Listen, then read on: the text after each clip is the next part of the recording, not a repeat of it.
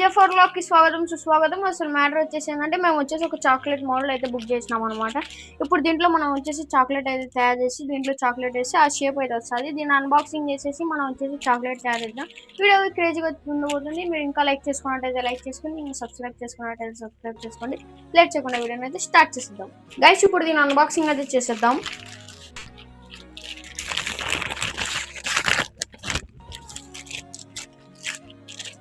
ఇదిగో గైస్ ఇదైతే ఇటు వచ్చింది అనమాట. దీంట్లో చాలా షేప్స్ అయితే ఉంటాయి. ఇప్పుడు మనం దీంట్లో చాక్లెట్ వేసుకొని ఫ్రిడ్జ్ లో పెట్టుకొని తీసినాక మనం ఇప్పుడు దీన్ని ఇలా అంటే చాక్లెట్ షేప్ అయితే వస్తుంది. చలో ఇప్పుడు దీన్ని మొత్తం మనం రెసిపీ అయితే చేసుకొని ఇంకా దీంట్లో వేసేసి ఫ్రిడ్జ్ లో అయితే పెట్టేసాం.